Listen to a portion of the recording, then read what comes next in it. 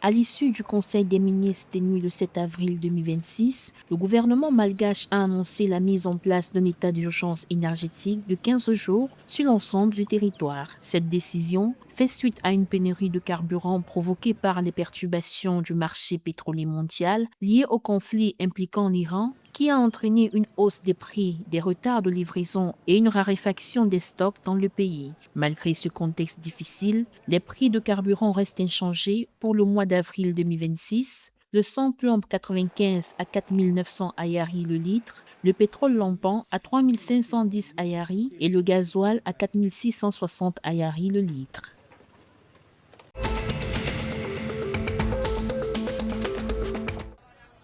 À Maurice, la banque commerciale a finalisé le 1er avril 2026 une ligne de financement climatique de 100 millions de dollars en partenariat avec la France, l'Allemagne et les Pays-Bas. Il s'agit de la deuxième ligne de financement climatique de la Banque mondiale après celle de 120 millions de dollars conclue en novembre 2023. Cette facilité vise à soutenir des projets de transition énergétique et de développement durable en Afrique, incluant l'énergie renouvelable, l'efficacité énergétique et la résilience face au changement climatique. Selon les partenaires, cette opération renforce le rôle de la MCB comme acteur majeur du financement climatique sur le continent.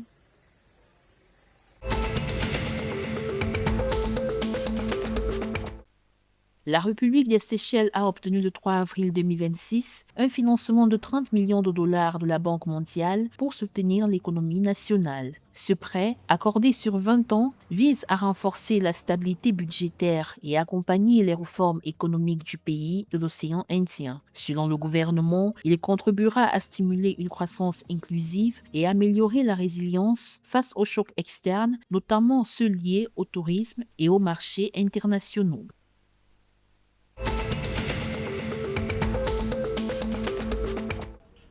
À Anjouan aux Comores, la Direction générale de la santé a organisé du 6 au 9 avril une formation pour les professionnels de santé afin de renforcer la surveillance, la détection et la prise en charge du Mpox dans un contexte de circulation régionale de la maladie. Cette initiative vise à améliorer la détection des cas et les actions de prévention sur l'île. Les autorités sanitaires rappellent à la population de consulter rapidement en cas de symptômes évocateurs. Depuis le début du mois, l'archipel des Comores a recensé 35 cas de variole du singe.